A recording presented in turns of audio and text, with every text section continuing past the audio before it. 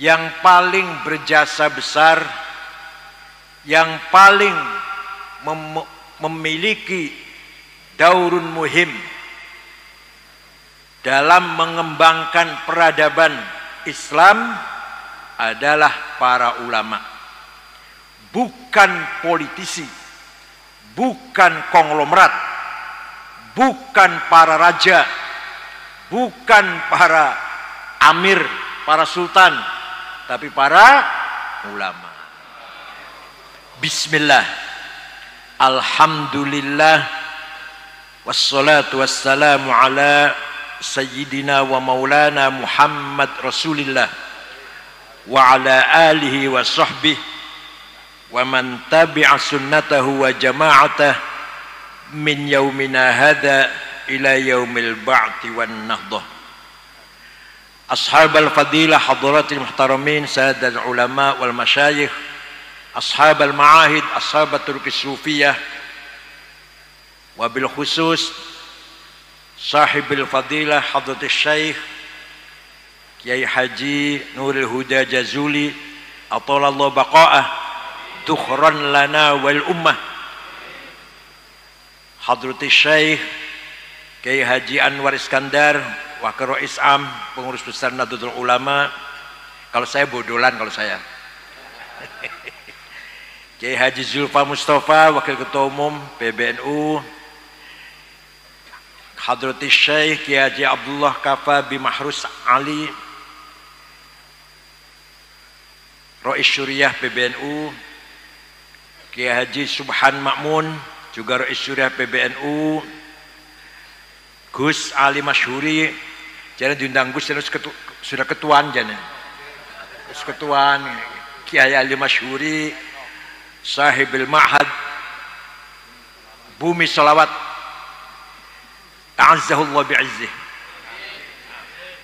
Sayyidil Habib Zain Baharun akramahullah,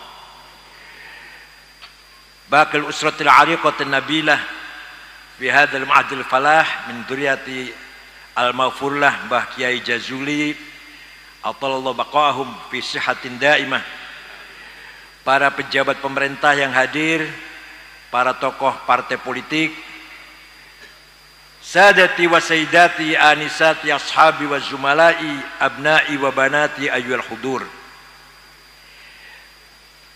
Yang paling berjasa besar, yang paling memiliki daurun muhim dalam mengembangkan peradaban Islam adalah para ulama. Bukan politisi, bukan konglomerat, bukan para raja, bukan para amir, para sultan, tapi para ulama. Maka sudah sewajarnya kita mensyiarkan halnya para ulama, merupakan alaqah ruhaniyah antara kita yang masih masih memiliki ruh juz'iyah dengan para ulama, para aulia yang sudah berada di ruh kulliyah. Kita ini ruhnya masih parsial. Para solihin, para aulia sudah berkumpul menjadi ruh universal bersama arwahnya para anbiya, para mursalin. Nah, kita yang masih parsial ini harus sering komunikasi alaqah ruhaniyah dengan para beliau-beliau yang sudah berkumpul menjadi arwah universal. Insyaallah kita nanti pada saatnya kita akan meninggal dunia, kita akan menjadi bersatu dengan arwah universal bersama arwahil anbiya wal mursalin, arwahil ulama was solihin, terutama sekali ulama ahli sunnati wal jamaah. Para ulama yang paling berjasa besar, Islam tanpa ulama, tanpa pesantren, hanya namanya doang. Islam tanpa ma'had, terutama ma'had Nahdlatul Ulama, hanya simbol saja. Hatta NU, Nyun Sewu Ki Anwar, hatta Nahdlatul Ulama, tanpa pesantren tidak ada artinya apa-apa. La ma'nalah. Nilai Nahdlatul Ulama adalah pesantren. Ruhnya Nahdlatul Ulama adalah pesantren. Tanpa pesantren, NU pun la ma'nalah. Umat Islam mayoritas 87% di Indonesia, kalau tanpa pesantren hanya nama, hanya legal formal, hanya legalitas saja, tanpa nilai, tanpa ruh, tanpa spirit, tanpa hakiki yang sebenarnya. Oleh karena itu, mari satu-satunya jalan untuk menjaga akidah dan akhlak anak cucu kita tidak ada lain dipesantrenkan. Percaya mboten? Nahnul an na'ishu fi asr aulamah, asr kufri wal fusuqi wal isyan wal inhiraf wal inhilal. Kita sekarang hidup di era globalisasi, era revolusi 4.0. Ngerti orang iki formulasi?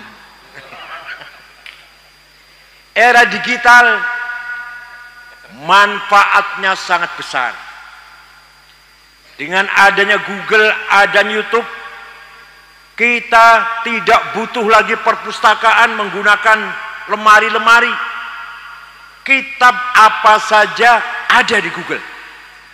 Tafsir, hadis, fikih, usul fikih, ilmu kalam, tarikh, nama-nama orang, nama-nama sahabat, nama-nama tabi'in, nama-nama ulama, wonten. Nama saya ada di Google itu. Manfaat betul itu. Manfaat. Quran, hadis, syair-syair, sejarah Kiku Cirebon, Sunan Gunung Jati, Kiku Sangkan, Prabu Kian Santang, wonten sedaya niku di Google. Tapi madorotnya juga, ya Allah, di YouTube itu ada film-film pendek. Yang gue ini pasti sering nonton ini.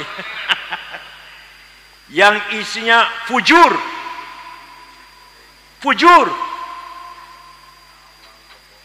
penyimpangan. Monggo Kiai Marzuki, Masya Allah, Ketua NU Wilayah Jawa Timur. Wal fusuq,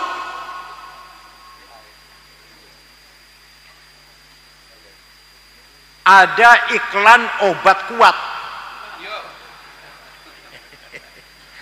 Buat nopo-nopo obat kuat boleh-boleh saja kan ya. Tapi gambarnya luar biasa. Ini sangat-sangat berpengaruh terhadap anak cucu kita. Maka tidak ada jalan lain kecuali anak kita dimasukkan ke pesantren. Dulu ada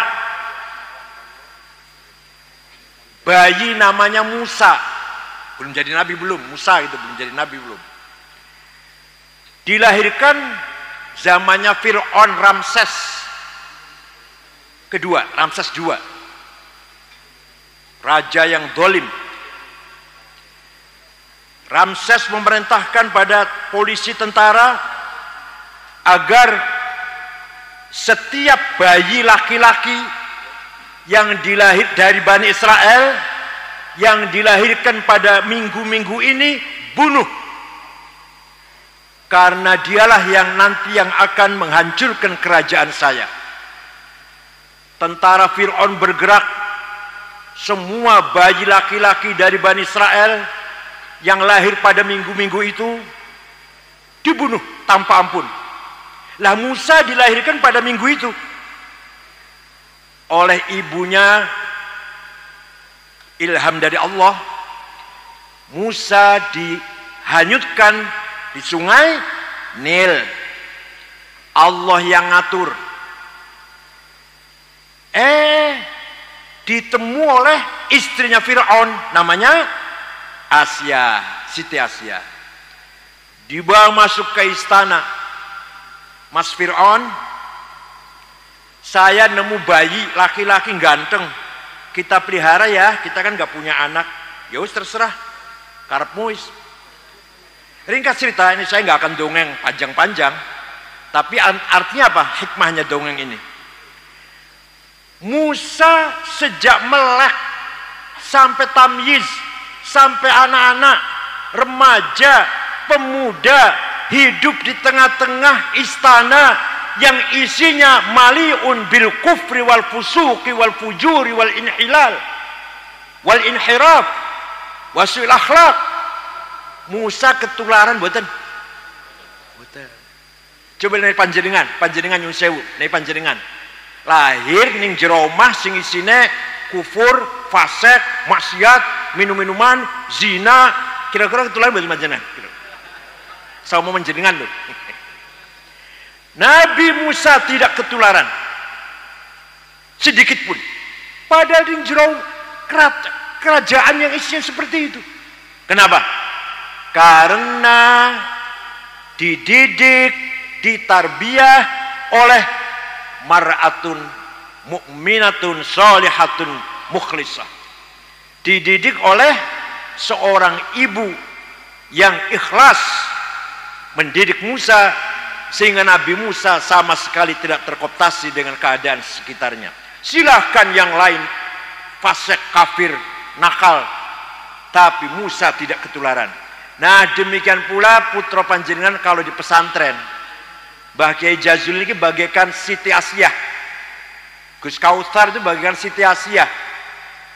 Silahkan di luar tawuran, narkoba, geng motor, perkosaan. Di Kediri nggak ada ya? Di Jakarta ini cerita gini, Jakarta Surabaya ini. Silakan kenakalan. Tapi putra panjenengan yang di pesantren Al-Falah Ploso, insya Allah tidak akan ketularan dengan keadaan sekitar pesantren ini.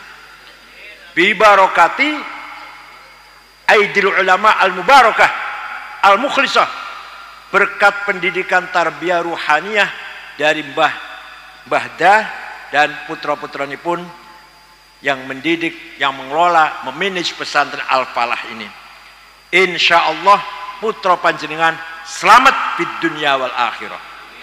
Oleh karena itu pesantrennya juga harus disempurnakan, ditingkatkan.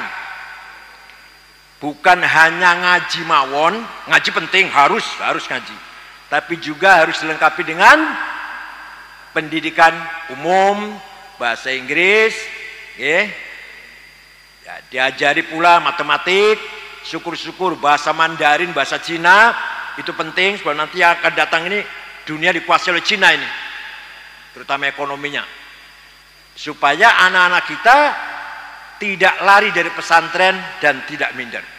Ini saya jamin putra panjenengan di pesantren tidak akan terkontaminasi oleh keadaan akhlak yang bejat di masa sekarang ini.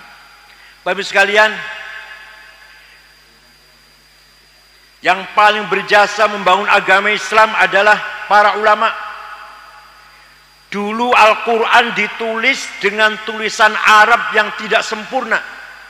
Titik mawon boten wonten. Ba, ta, sami. Jim, ha, kho, podo. Dal, nggak ada bedanya. Ro, zai, sama. Bisa baca nggak sama kira-kira? Sahabat bisa baca, sahabat.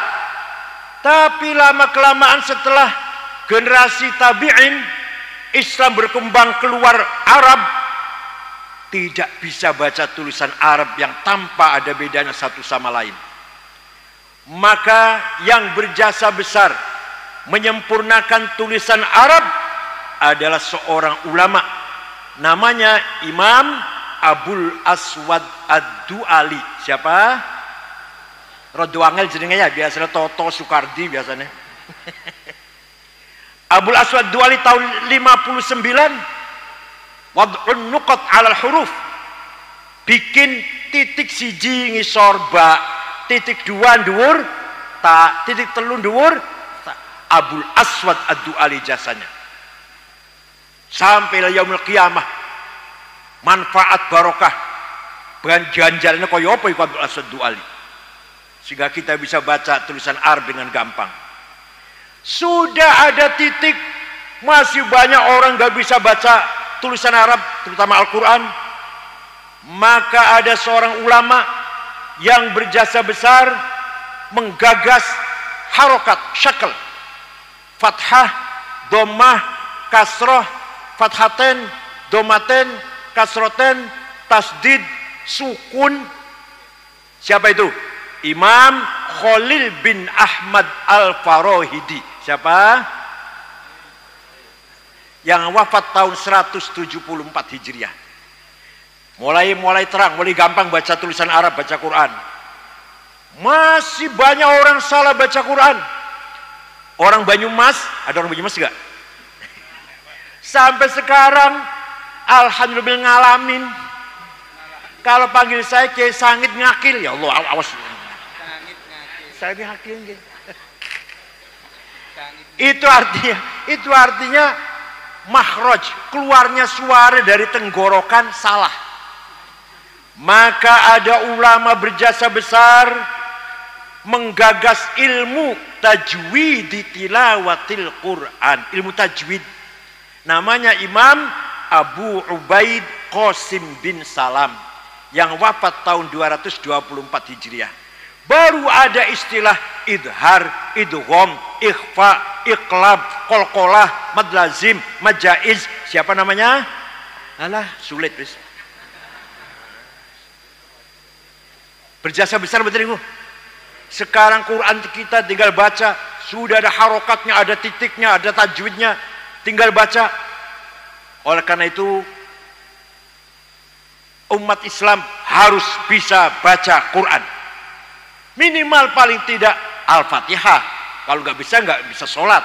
Syukur-syukur tambah kulhu, falak, nas, alif, lam, mim, ayat kursi, lima samawat untuk tahlilan. Itu penting berkat itu.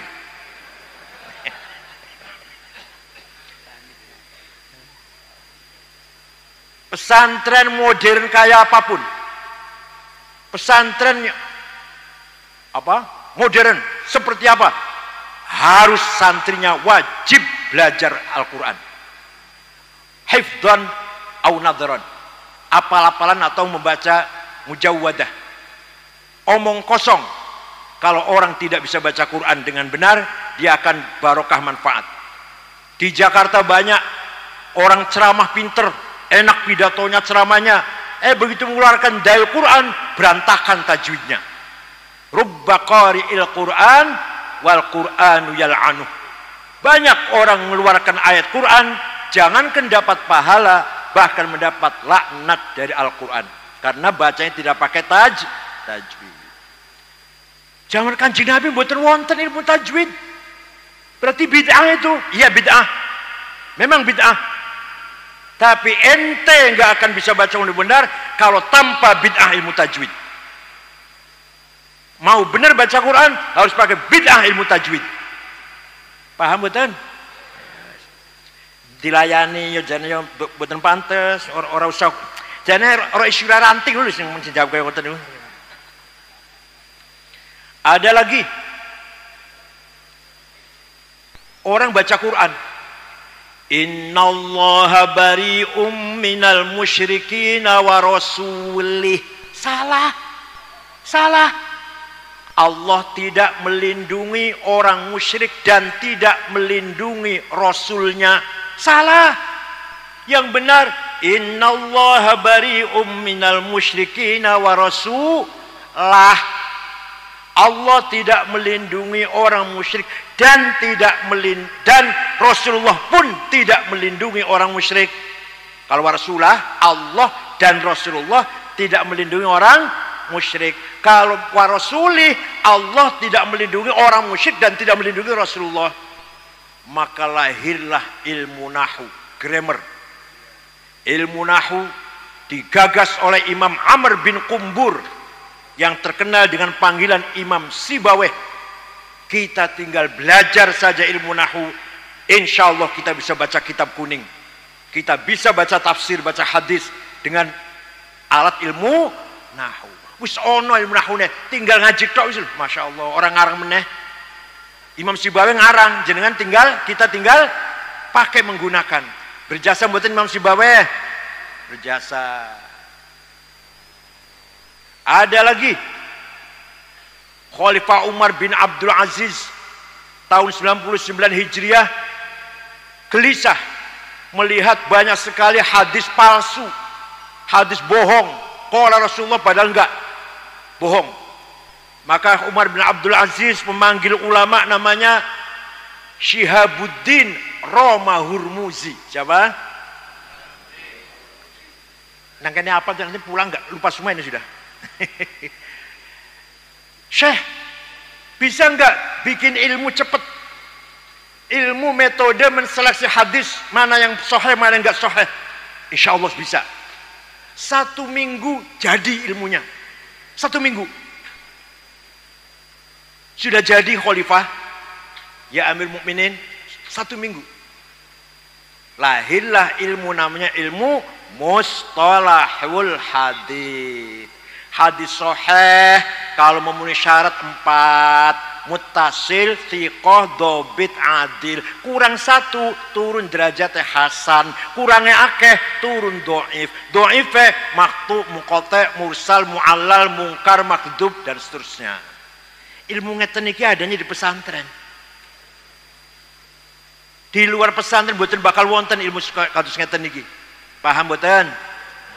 Oleh karena itu sekali lagi yang paling berjasa membangun peradaban Islam, thaqafah Islamnya, wal hadar Islamnya adalah para ulama, para kiai, para ustaz asatid di pesantren. Ada lagi, banyak kalau cerita ilmu banyak.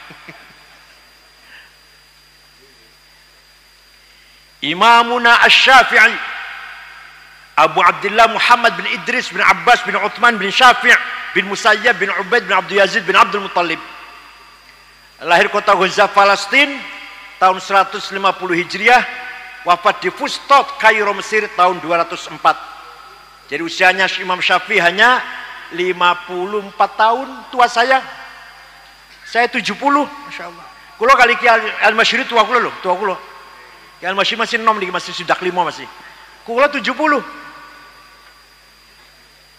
Ayah saya meninggal 70. Gus Dur meninggal 70. Nah kulo sekarang 70. Ya semeh lah, kira-kira meh separuh. Imam Syafi'i menerima surat dari Gubernur Abdurrahman Al-Mahdi. Siapa namanya gubernurnya? Gubernur Mawaro An-Nahr, Transoksania, Asia Tengah lah, Afghanistan sekitarnya lah. Isinya surat,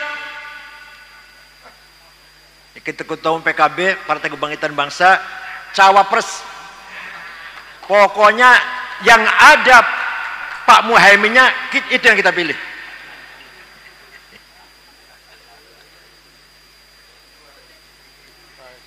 Pak Jazil Fawaid, Wakil Ketua MPR.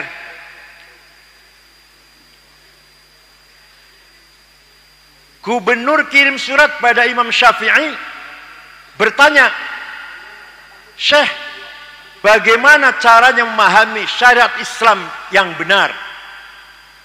Imam Syafi'i memanggil muridnya namanya Rabi' bin Sulaiman Al-Muradi. Siapa? Alah, biasa Dodo, Edi, Cecep. Rabi', uktub ar-risalah. Ayo kita tulis surat membalas pertanyaan Gubernur Abdurrahman Al-Mahdi. Imam Syafi'i dikte imla, Rabi' bin Sulaiman Al-Muradi menulis. Akhirnya suratnya Imam Syafi'i berjumlah 300 halaman. Muga-muga ono kiai sing nulis surat 300 halaman. Itulah kitab Ar-Risalah. Panjenengan nate ngimpi ndelok nate. Itulah cikal bakal awal mula ada ilmu namanya ilmu usulul fiqh, metode memahami syariat Islam. Isinya antara lain, niki ringkas mawon, niki ringkas sekali. Kalau rinci 2 tahun, ya Allah dikira gampang apa?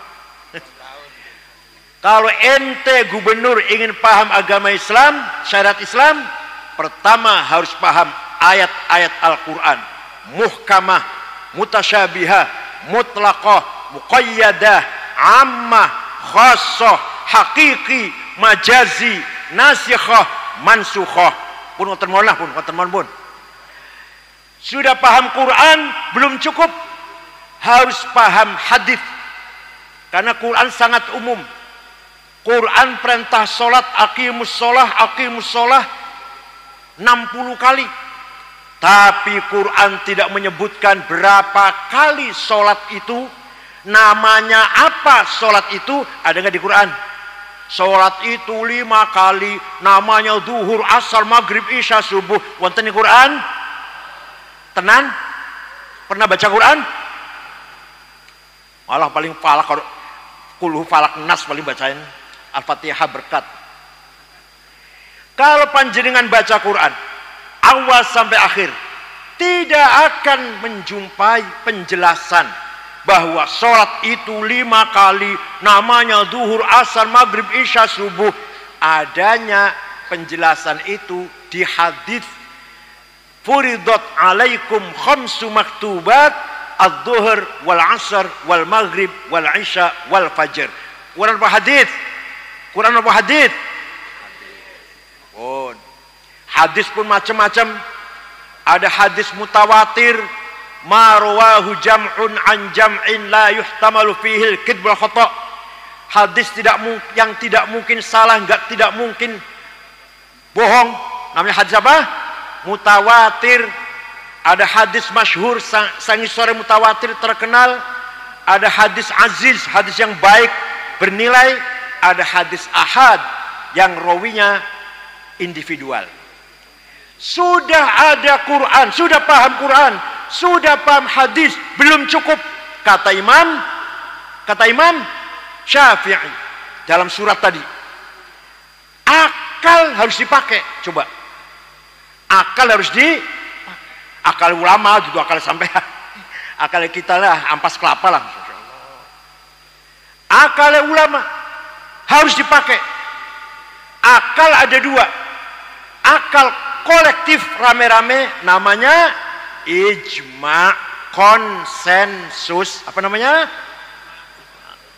Ada akalnya ulama sendiri-sendiri namanya qiyas. Dengan adanya ijma dan qiyas, akalnya ulama, maka menghasilkan ilmu namanya ilmu fikih. Apa namanya? Jadi ilmu fikih itu adalah hasil akalnya ulama melalui metode ijma dan qiyas. Paham boten?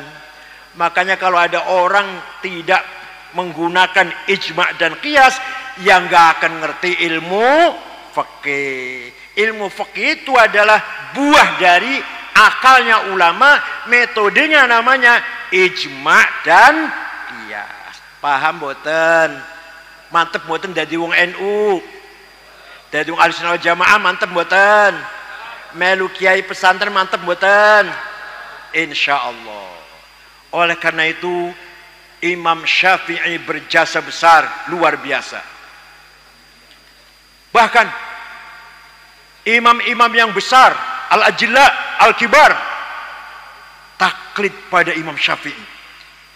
Imam Ghazali, faqih, usuli, mutakallim, mufakkir, filosof, sufi. Hebat betul, hebat betul. Taklid dari Imam Syafi'i.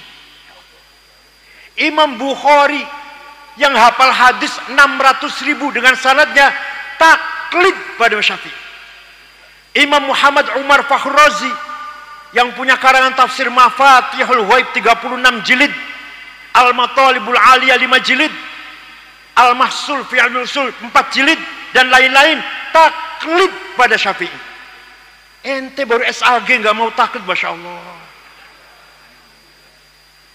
SAG, perguruan tinggi Islam swasta, dosennya sering mencret, dia sering bolos. Masya Allah.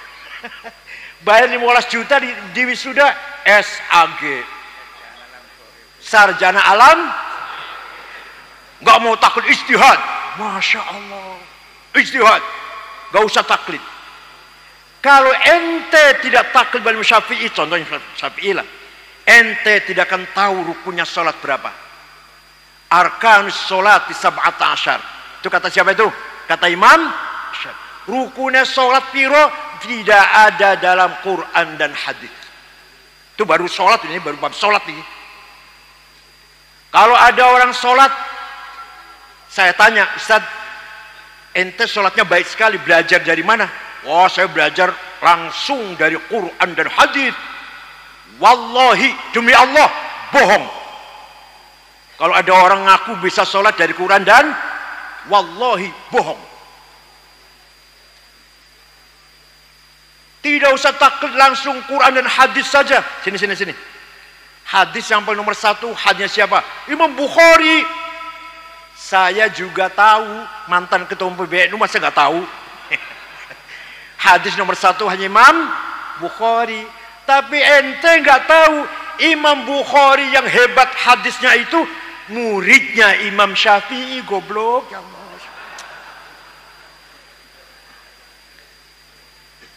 Indah jasa-jasa diantara jasa para ulama dalam rangka membangun peradaban Islam, membangun budaya Islam, kemajuan agama Islam. Islam tidak akan maju dengan demo. Islam tidak akan bangkit dengan takbir, nggak akan bangkit tuh, nggak. Habis ratusan miliar itu 212 takbir, apa bangkit Islam? Nggak. Apa semakin kuat Islam? Islam tidak akan bangkit. Wa dararu syar'i mimman nasaruhu la bi tariqih akbar mimman ta'ana fih. Bahayanya terhadap agama Islam yang diakibatkan dari orang yang membela Islam dengan cara yang salah lebih bahaya daripada orang yang memusuhi Islam. Sekalian terang. Tapi kalau kelihatannya membela Islam dengan cara yang la bi tariqih, dengan cara yang tidak syar'i, lebih bahaya daripada orang sekalian memusuhi Islam. Paham boten? Jadi ada yang terlibat ya? 212 ada ya? Ada yang berangkat di Jakarta, ada ya? Ada ya? Enggak ada ya? Sebelah sana ada ya? Saya satu-satunya orang yang terang-terangan mengatakan 212 bukan kebangkitan Islam. Kenapa? Karena sholatnya di Monas, tidurnya di masjid. Coba kalau sholatnya di masjid di Monas, masih mending nih. Mau kemana Mas? Mau ke Jakarta. Akan apa? Sholat Jumat. Di mana? Di Monas. Dan nanti malam tidurnya di mana? Di masjid. Itu kebangkitan Islam itu. Nah, saya satu-satunya orang yang terang-terangan. Barangkali yang berpendapat dengan saya banyak, tapi yang terang-terangan, bisorohah, mengatakan bukan Islam. Insya Allah hanya saya yang waktu itu mengatakan demikian. Nah, monggo. Islam kita dipelihara, santri semakin semangat belajar. Belum apa-apa kalau baru khatam alfiyah. Saya dulu ngaji di Kiai Mahrus Ali, bapaknya Kiai Abdul Kafabi Mahrus. Saya ngaji Muhdil Labib, kitab nahwu yang lumayan sulit, karangan Ibnu Hisham Al-Ansari. Ba'da subuh, ba'da duhur, Uqudul Juman, Sulamul Munawarrah, mantik dan balaghah. Ba'da asar, Ghayatul Wusul, lumayan angel, usul fiqh. Ba'da maghrib, Fathul Wahhab. Kalau Fathul Wahhab, Kiai harus baca. Tapi kalau Mughnil Labib dan Ghayatul Wusul, saya yang baca, Kiai harus mendengarkan toh. Enak, tipe enak lah. Kula sing baca dewe, Kiai harus mendengarkan saja. Tapi kalau Fathul Wahhab, Uqudul Juman, Kiai harus yang baca.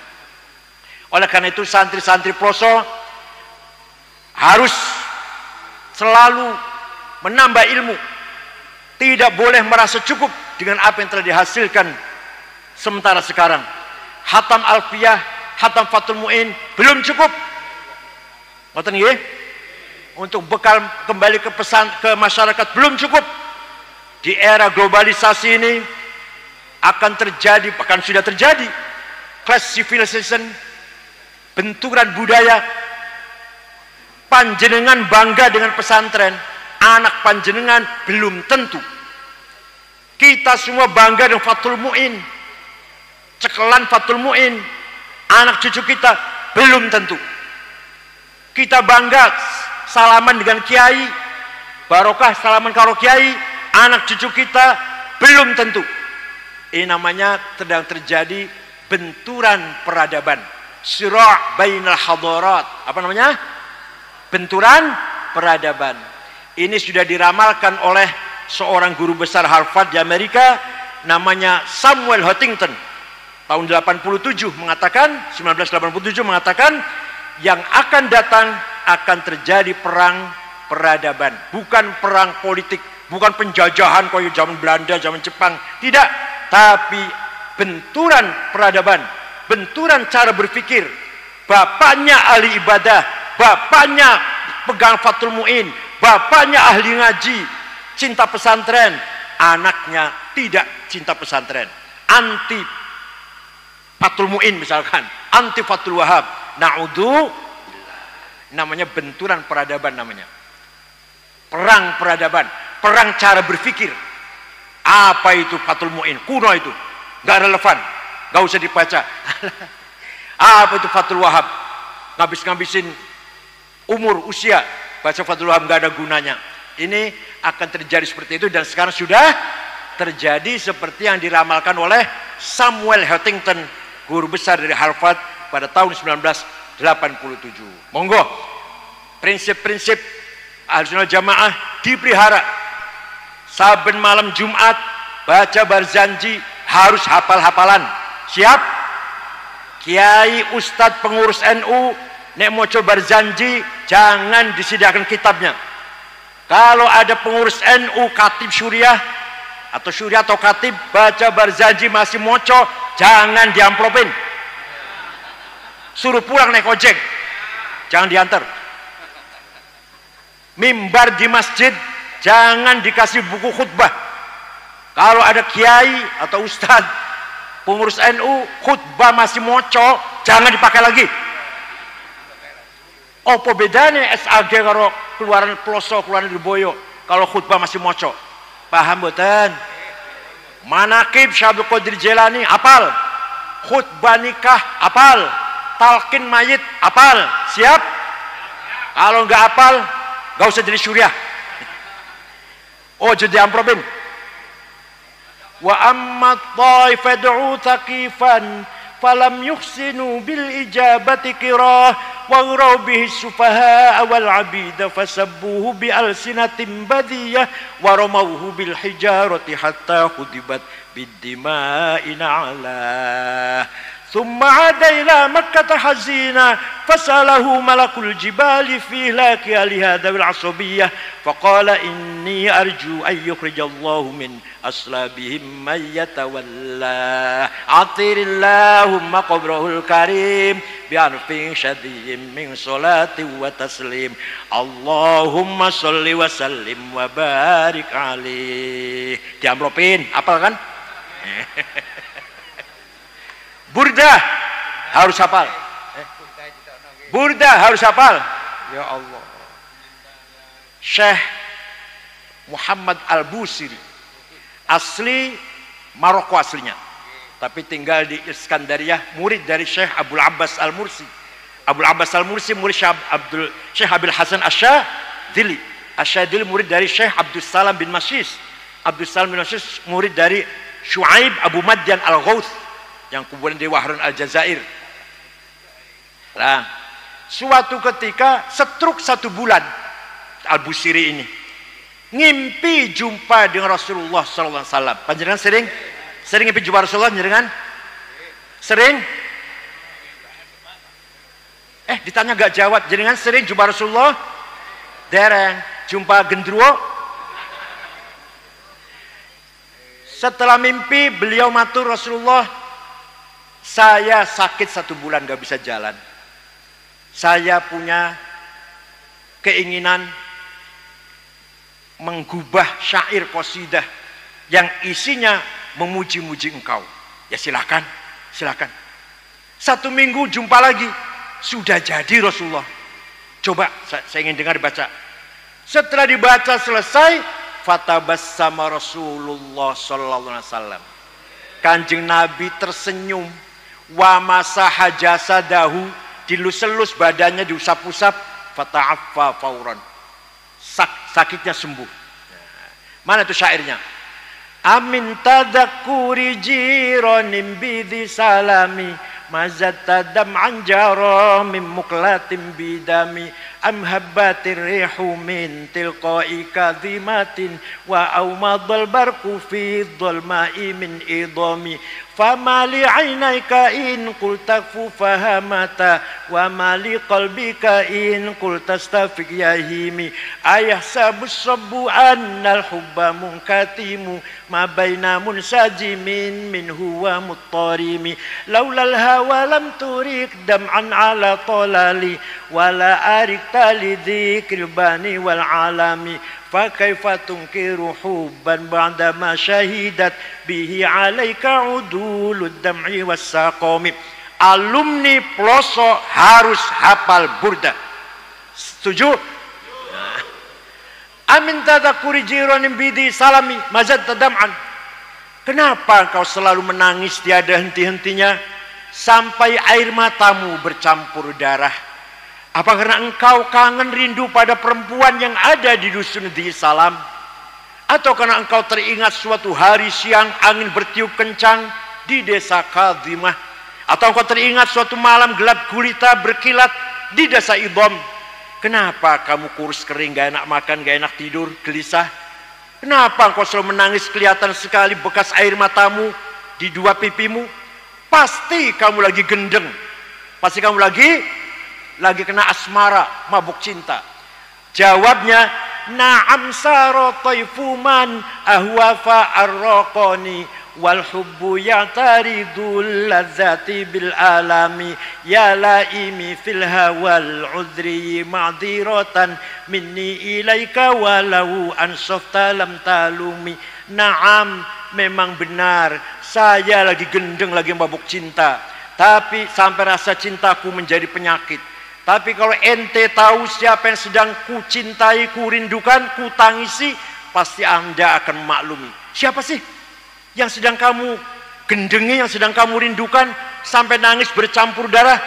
Yang sedang ku rindukan, yang sedang ku tangisi adalah Muhammadun Sayyidul Kaunaini wa Thaqalaini wal Fariqaini min urbin wa min ajami, nabiyunal amirun nahi fala ahadu abarra fi qawli la minhu wala na'ami, huwal habibul ladzi turja syafa'atuhu likulli hawlim minal ahwali muqtahim, da'a ilallahi fal mustamsikuna bihi mustamsikuna bihablin ghairi munfasimi, faqan nabiyyin fi khalqin wa fi khuluqi falam yudanuhu fi ilmin wala karami, wa kulluhum min rasulillahi multamisu gharfan minal bahri aw rashfan minad diyami. Yang sedang kurindukan, yang sedang kutangisi, yang sedang kucintai adalah Sayyiduna Muhammad sallallahu alaihi wasallam, Sayyidul insi wal jin, Sayyidul alamil malakut, mulki alamil malakut, Sayyidud dunya wal akhirah. Dialah kekasih kita yang kita harapkan syafaatnya ketika kita mendapatkan problem kesulitan yang besar, yang sangat luar biasa.